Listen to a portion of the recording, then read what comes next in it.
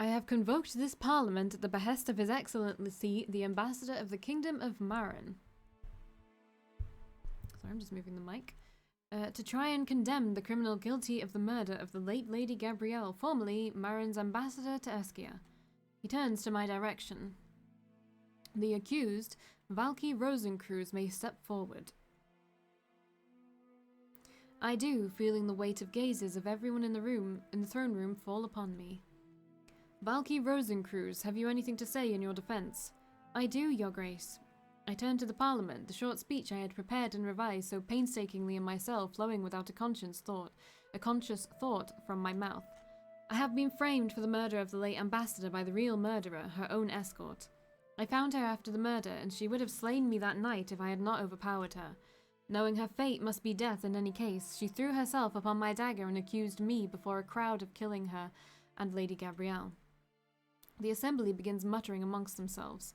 My attention is drawn particularly to a Lady ISBELLLL, seemingly frantic over my predicament and busy protesting my innocence to her neighbours.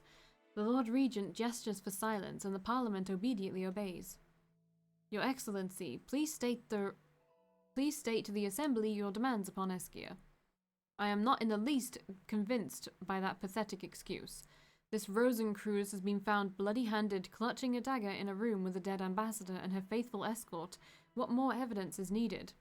I am sure no one with any sense can bring himself to believe a fantasy as ludicrous as the one she concocted just now. Parliament has heard both the accused and the accuser. The Regent declares formally and turns to the ambassador. Your Excellency, relations between Eskia and Marin over the past decade have been close and growing ever closer. I hope for the sake of everyone here that this trend continues. As do I, Your Excellency. Our commercial treaties, our declaration of amity and non-aggression, our joint effort to stamp out the slave trade, all of them are undeniable testaments to maintaining good ties between our nations. Quite so, therefore we were amazed to learn that your royal tutor murdered our ambassador and you shelter her from our just retribution. Oh, it's so hot. Not all of you, Your Excellency, were surprised. The muttering crests grow louder. The ambassador frowns direfully. What are you insinuating? You have given us a week to prepare our investigation into the murder of the late Lady Gabrielle, and we can say we have not wasted our time or yours. Despite himself, the ambassador is growing curious, even interested at what the regent is telling him. Your Excellency, the nature of our evidence is not only indisputable, it lays bare a conspiracy in the highest circles of our nobility, all to create a rift between our nations and bring about war. Impossible! Lord Marshal, please bring forward the Oude's correspondence. When the Lord Regent names her house, Lady ISBELLL's white and pink complexion transforms into an ashen pallor. We have found letters between young Oude and one of Marin's noblest peers, the Duke Moimir. They put an altogether different and, frankly speaking, politically explosive complexion on the tragedy. Moimir? You shall never get me to believe the words besmirching the integrity of Marin's best and noblest. It is true, the palace servants have played an indispensable role in bringing this correspondence to light. One of them found this while cleaning in the waste paper bin in one of the guilty party's residence. I cast a glance at Marigold. Knowing her, I have no doubt she and her colleagues must have sifted through the nobility's belongings while cleaning their households as thoroughly as they were discreet. Marigold, I owe you one. Your Excellency, we do not ask you to believe our words, we ask merely that you should not keep your eyes shut against our evidence. What evidence do you have? These letters, Your Excellency. The Marshal walks up to the ambassador with all the dignity of his office. He proffers to the Maranian a couple of letters resting on a red and gold velvet cushion. Why all the pomp? Just give him the letters, you don't need to hand it to him on a pillow. The ambassador takes one carelessly and skims through it. There's nothing to read, it's been wiped clean by charcoal. Not wiped completely clean, Your Excellency. Traces of the writing remain, especially since the hand that wrote it is so inexpert. You're right. I can make out some words through the erasure. Whoever wrote this used a tremendous amount of force and very little elegance. The writer was illiterate as a child and learned to write only towards the end of childhood. That is why her handwriting is ungainly and so easily recognizable to us. The assembly is so silent I can hear a small feminine intake of breath. But this is high treason. I did wonder why Moimir insisted so on being appointed onto the Committee for Security. Nearly all our diplomatic escorts receive their pay directly from him, including Lady Gabrielle's. Most irregular, he should not be exchanging love letters with foreign nobility about Gabrielle's movements and details taken from her schedule. The ambassador is muttering to himself, unaware every one of his words is heard by a breathless Eskian parliament.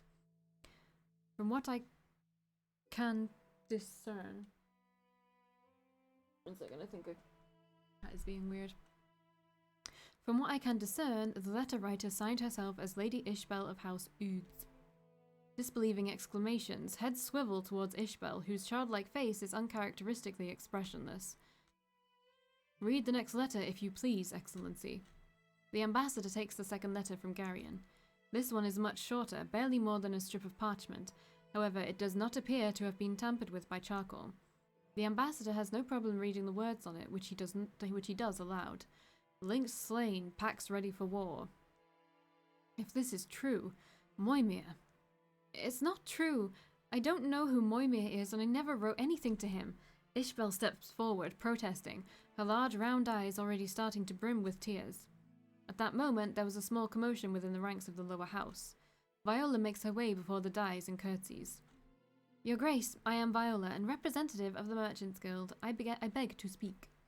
The houses recognize Viola. You may say what you have.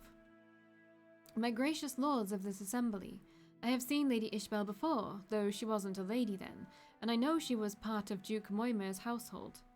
Another outbreak of babbling sweeps through the assembly. The Lord Regent raises his voice. Describe to us when and how you came to be acquainted with Lady ISBELLLL. Your Grace, in my youth I was betrothed to Count Wenzel, who is a close friend of the Duke. At this point she looks at the ambassador, who nods. Yes, that is possible, I know the Count. In his youth, he fell head over heels with a pretty girl from Eskia and tried to marry her. Quite insane, the poor guy.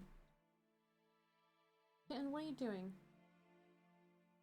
1 second. Okay, his parents made him break it off, I believe. She was merely a merchant. Before the arrangement was broken, he took me to many soirees around Marin. He presented me at one of the balls held by Duke Moimir. You saw Lady ISBELLLL there? Yes, but she was not a lady. Oh god, cat hair everywhere. She was a slave. His slave. Moimir's household slave? It's not true, you're lying.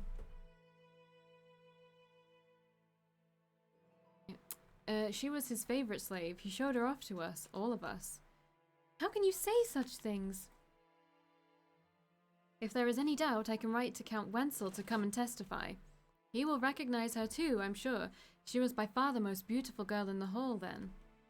ISBELLLL falls momentarily silent at the mention of Count Wenzel's name, but rallies quickly. You just saw someone who looked like me from years and years before. I've never been to this Duke's house or seen him in my life. Lady ISBELLLL, I advise you not to perjure yourself further. He makes a little gesture, easily missed by anyone who is not watching for it, towards the empty chair between Seren and Aurelius. ISBELLL's eyes widen and then become sad when she understands why Nazir is absent. We have come into your possession some of your letters you wrote when you first returned to your fief. The handwriting there is exactly identical to what we have now. I understand. Guards, take her away. 2 guards, who had obviously been briefed beforehand what is going to happen, immediately march up to Lady ISBELLLL and seize hold of her. They escort her out of the throne room to a rising chorus of hisses and whispers. Traitor. So she was just a fake. Never trusted that wench. But ISBELLLL holds her head up high as she walks and gives no indication she heard any of the comments directed at her. If all of this is true, I have to write to my king and ask him to investigate the affairs of one of our most respected noblemen of our realm. No need, Your Excellency. We have already dispatched 2 agents to the court of Marin to inform His Majesty of what Duke Moimir has been up to. The investigations should have already begun, and we can expect to receive news of the results any day now. Is that so? I suppose I have no cause to protest. None whatsoever, Your Excellency. And what about the murderess? What do you intend to do with her? An afterthought strikes him and he jerks a thumb at me. Or her. As the royal tutor is clearly innocent of the crime imputed upon her, we hope you are willing to drop your charges against her and return her to her liberty. That's a dumb. Not yet, Your Grace. Until I am shown the fruits of investigation from Marin, I demand Valkii Rosencreuz be kept under guard and key. Very well, Your Excellency. We shall place her under house arrest. Her liberty of movement will be restricted, but she may walk about in the palace under close supervision. Will you be amenable to this? I accept your proposal, and the murderess ISBELLLL? She is being escorted as we speak to the palace dungeon. She didn't murder anyone, though. Oh my god, this cat is stupid. She's like on top of my manga books. And I don't know why. I don't know why she's doing this. I'm gonna have to move her if she keeps doing that. Hey! Alright, I need to move her. Wait, no, she might be seeing sense. Oh, she's the weirdest. Alright, I need to take a picture of this regardless, so 1 second. Okay, so she's just doing whatever, and I'm gonna show you what she's doing, actually. Yeah. That is how this cat is laying down. Going to sleep. She is going to sleep like that. Why? Why is she going to sleep up there of all places? I don't get it, but yeah. I'm not gonna move her because my books seem fine. She seems too, like, I don't know, the heat's getting to everyone, man. It's fine. But yes, that is what she's doing. Come on, okay. Good. Marin will have vengeance, Your Grace. Mark well my words. With these rather ominous words, the Marin ambassador leaves the throne room without waiting for a reply. If the Lord Regent is perturbed, he does not show it. Representatives of Eskia, I thank you all for your attendance. The Parliament is dissolved.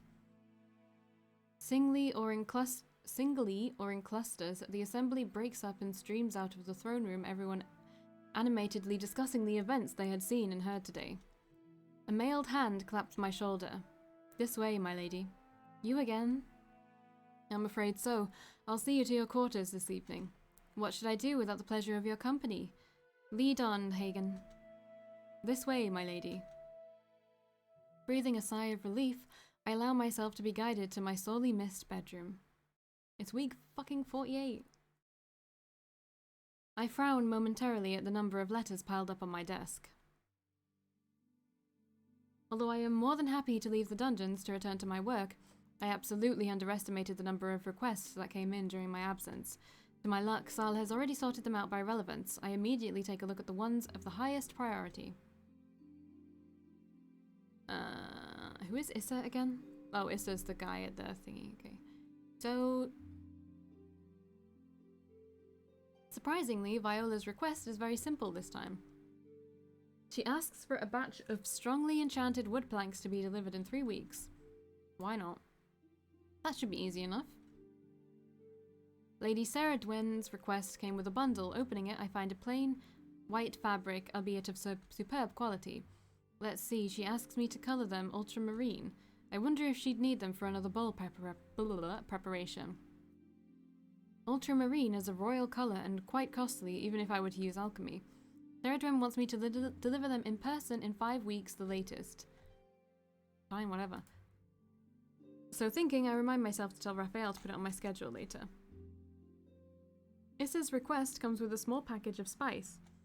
It seems he has taken to testing out food enchantment himself, but got stuck on this one. Admittedly, spices are actually very hard to enchant. He asks for the spice in 7 weeks. Sure, why not?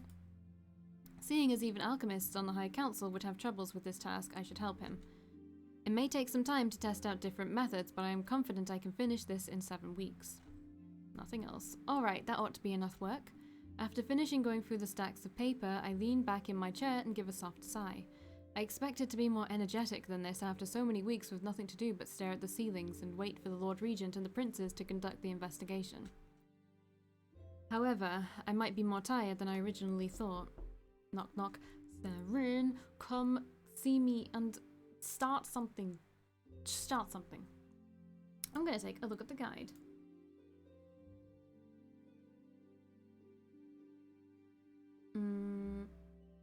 Yeah.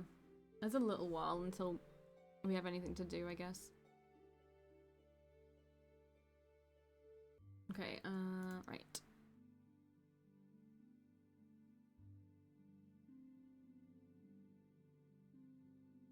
The soft sound of someone rapping on the door calls for my attention. Opening my eyes, I sit upright before calling out, "Come in." Oh, hello, Sala. Good evening, Lady Rosencruz. Sala's small figure emerges together with a tray of what I assume will be my supper. Delicious aroma wafts into the air and I realize how much I missed proper food. Although the prison guards make sure to deliver me proper meals, the quality was nothing to be mentioned. It's good to see you, Sala. Yes, I am happy you're back, Lady Rosencruz. I meant to pay you a proper visit earlier, but Raphael's duties have been keeping me busy. Do not worry about it. Raphael and Harris are traveling to Marin on my behalf in the first place. She makes way to my table and elegantly clears all letters to the side into a neat pile. Then she presents me with my food. With one glance, I notice that it's much more than my usual fare. An extra piece of meat, more vegetables, not to mention many little cream tarts for dessert. My heart warms at the sight. Thank you kindly. I truly missed your care, Sala. She gives me a gentle smile before urging me to eat. I dig in heartily as she stands on the side and prepares tea, the faint chimes of chinaware clinking drifting into the air. After a while, I sense the soft flow of water magic. Looking up, I see Sala focusing on the cup, no doubt enhancing the drink with healing properties. I sigh, my fatigue already melting away. To think of it, Sala and Raphael have always been taking such good care of me. Even if it's their duties, they never ask for anything and don't even submit requests often. I wonder if there's anything I can do for them. Ask. Sala, how has your work been lately? Is there anything you need? She looks up from her work to regard me with a surprised expression. One moment later, she smiles while shaking her head, putting the teacup in front of me. There is no reason for you to be concerned, Lady Rosencruz. All have been well, a bit more busy than usual. Well, although I wasn't responsible, I was indeed related to the whole chaos during the last weeks. I was just thinking if there is anything I can do to repay you for your hard work. Sala shakes her head again, then pauses mid-motion as if remembering something, but instead of voicing her thoughts, she simply smiles. There is no need, Lady Rosencruz. I am happy to be of help. You thought of something. Don't think I didn't notice it. Tell me. With a soft chuckle, she lowers her gaze in contemplation. I take a sip of my tea, Sala's healing magic already taking effect. It's nothing important. I was merely reminded of a request Raphael meant to send you a while ago. But with everything happening, he insisted on taking it out of the pile to not increase your workload. Oh, what was it? Moving to the side, she goes through a pile of letters that are on the scrapped list. Fishing one out, Sala puts it near my teacup. Cream tarts. Yes. The servants have been working quite hard lately. Raphael wanted to reward them with a treat. I nod. Cream tarts are indeed more fancy than what your usual household can afford. A noble treat. Raphael originally requested it to be done in 6 weeks. That's still more than enough time. Sure, I can take care of it. Thank you so much, Lady Rosencruz. I'm sure Raphael and everyone will appreciate it. If possible, please tell Miss Marigold when you are done. She's familiar with the servants of the castle and can help you with the distribution. Of course. Happily, I enjoy my dinner while occasionally engaging in small talk with Sala, asking her about any new events at court. Is it Saren? Come on. Where the fuck have you been, you dick? Someone knocks on the door of my study. Who is it? Fucking hell, how did you come back? It's Raphael. Raphael, come in. I jump to my feet and grab him by his hands before he even managed to get out his greeting. Good day, Lady Rosencruz. How long have you been back? Do you need anything, tea or a snack or... No, thank you. The Lord Regent has already pampered me quite excessively when I went to him to report. You look well. The mission was successful? Very much so. I can think of no cause to worry. After we finished briefing him, the King of Marin stormed into Duke Moimir's residence with his own personal guard. And he'd do that. The estates of Marinian nobility are supposed to be inviolable, even to their royalty. You are quite right, Lady Rosencruz. By law he couldn't, and when the news of it got out, there was a considerable uproar in the capital. But the upside of what he had done was the Duke didn't have any warning of the investigation, and was unable to hide or destroy the evidence of his conspiracy in time. You don't mean to say Moimir simply kept Ishbel's letters lying around on his table? I do mean to say exactly that, Lady Rosencruz. As you noted, the King of Marin is not allowed to ransack the houses of his nobles without due process. The Duke simply did not imagine his private sanctum could ever be invaded by the king and a legion of his guardsmen and bureaucrats. So they unearthed all his wicked scheming. Indeed, and as we speak, Harris is carting the Duke's many treasonous letters to the Lord Regent and the Ambassador. What about the Marinian nobility? They must be pretty upset with what their king did. On the contrary, they were angry at first, but when it became clear Duke Moimir murdered Lady Gabrielle, who was a very popular peeress in court, they immediately started baying for the Duke's blood. I suppose Moimir's fate is sealed. Yes, have you spoken to Lady Ishbel? Ishbel? No. I was wondering, why did she do it? So it's Ishbel after all, just her. I thought she might have been influenced by someone, perhaps her father. No, the letters in our possession are quite explicit on this point. The murder was masterminded by Lady Ishbel and Duke Moimir, and nobody else.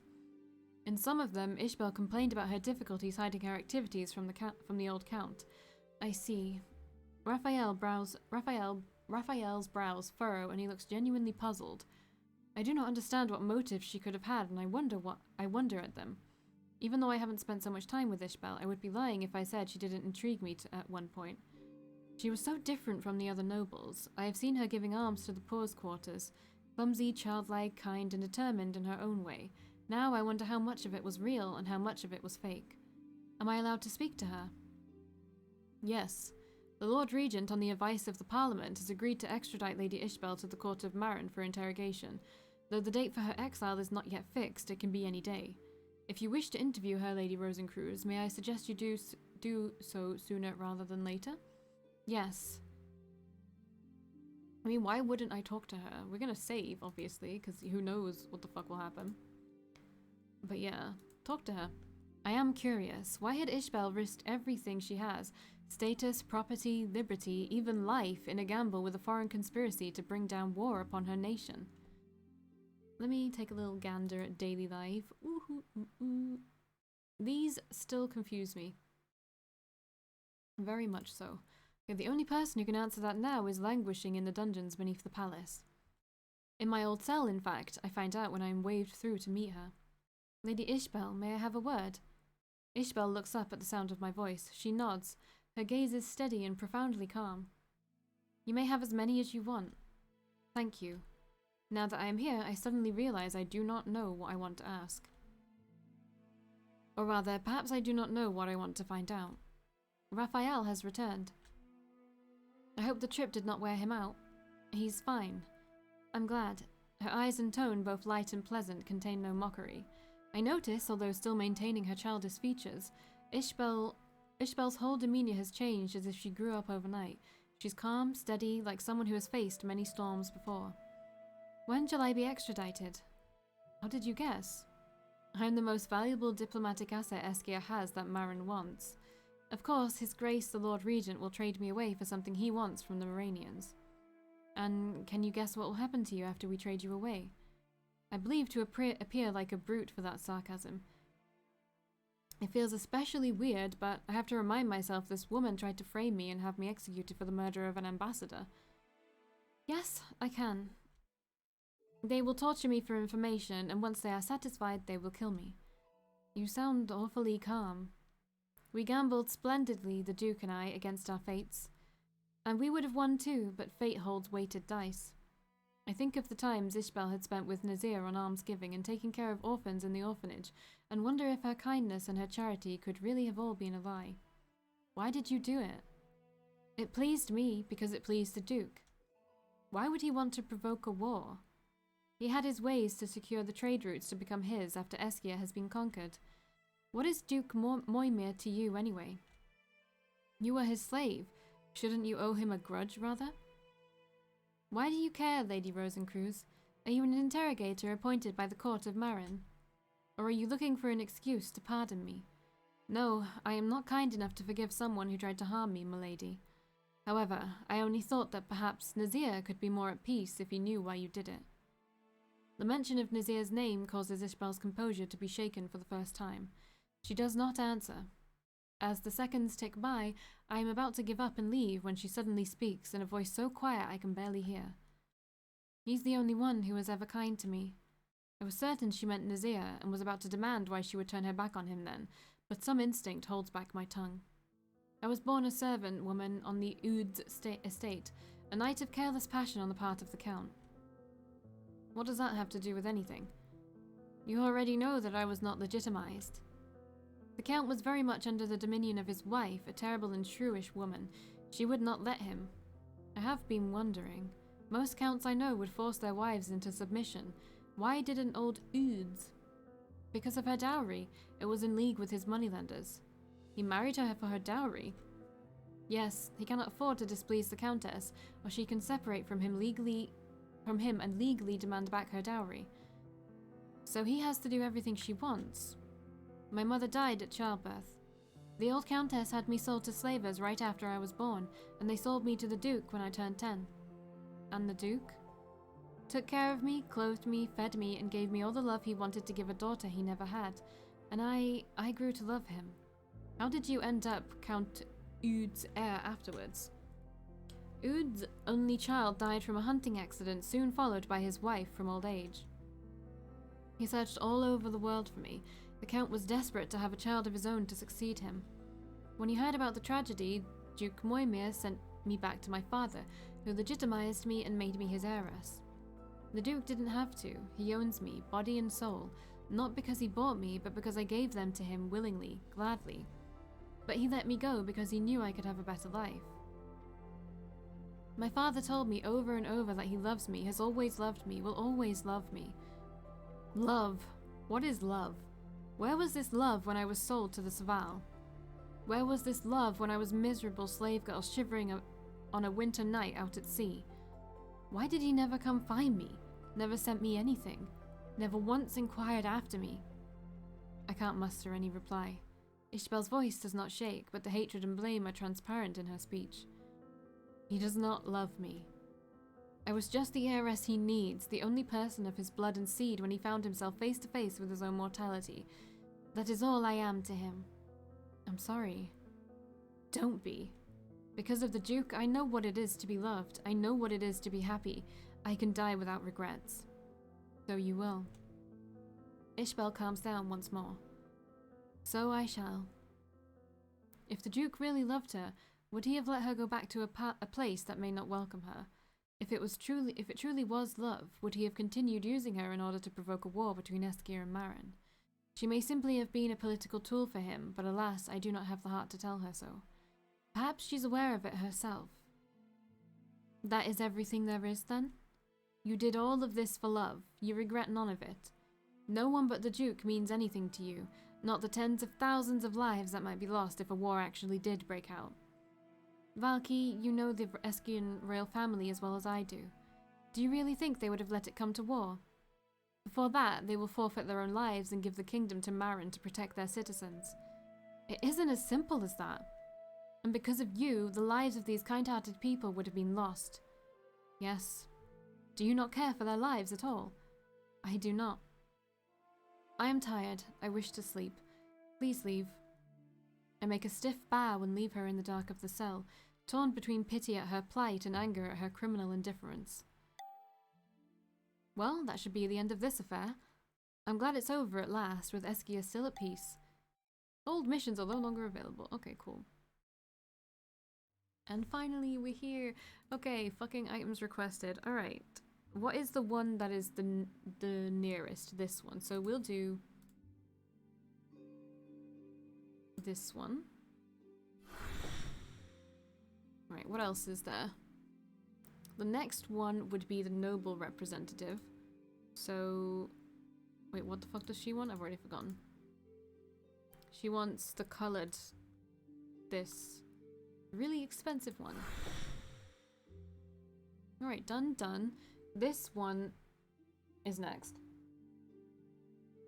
And look at that. I knew I would need it. And so Nazir is ready. We don't have the money for the last one right now. What is it? I'm a bit worried about the price. Oh, that's fine. Saren can already make it, so yeah. Okay, cool. So I can do that in a couple of weeks, maybe. Alright, let's have a look at the date. It's the 48th. What will I need soon? Week 50. That doesn't seem to have anything. I don't really feel like doing a mission. Because...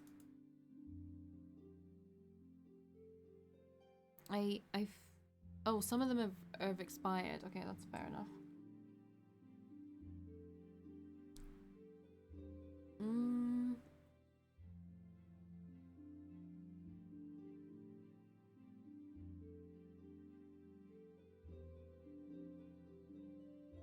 I don't know, let's just do a class, yeah. I have 100 combat. And you have 135 light. You have 110 fire. 115 fire, what am I saying? You have 139 water. I think, like, we can just keep going with this, like, who cares? And I will start and not even save. Damn it. Damn it. Oh, I'm sad. It's fine. Okay. No sign of life, my lady. What? She's dead? Lady ISBELLLL lies on her bunk, her body unnaturally contorted from her death throes. Her face is hidden by her long golden hair. Gently, I brush aside her locks. How did it happen, Captain? Suicide, my lady. We're positive dungeon security has not been breached this time. I sigh, pushing poor ISBELLL's eyelids shut for the final time. Yes, Captain, but how? Prisoners in dungeons are not supposed to be allowed to commit suicide. Well, you see, last night the lady requested from a prison guard the return of her locket. You don't mean to tell me he granted her request? You know, my lady, how Lady ISBELLLL can be when she wishes. She said she needed the locket for sentiment, that it is of great spiritual comfort to her and cannot possibly do anyone any harm. So he happily gave her the locket. Yes, my lady. We checked before. There is just a portrait of Duke Moima inside. No false bottoms, no concealed weapon, nothing that can be used to harm either her or us. How do you explain her corpse, then? We didn't think to check the portrait. We thought it was a single sheet of paper, but it wasn't. It was two very thin sheets sewn together. What was in them? The captain shows me a few specks of green powder on the paper. I nod. And the cat moves from the box. I think she's having a really hard time with the heat as well. Let me have a look. Alright. I know this one. What you have there is enough to poison the food of an entire barrack room of guards. We were very careful to handle the substance, but just in case, my lady, I wouldn't touch anything in this cell if I were you. Thank you, Captain. Sound advice. Despite myself, I do not truly feel upset by this development. Marin's court interrogators have a reputation as repugnant as it is terrifying. Great though ISBELLL's crime was, I cannot say I desire her to suffer at the hands of a Moranian dungeon master and his henchmen. I stare in silence at her lifeless body for a few moments more. So it seems she cannot bear to see the downfall of her master, the Duke, nor does she want to furnish a part of the ammunition, no matter how extraneous, for his enemies to destroy him. There is a terrible grandeur in her life and in her death, and I cannot help but shake my head a little sadly as I leave that gloomy cell. I don't know why that said that twice. Rest in peace, ISBELLLL. Alright, I'll see you in the next video. Bye!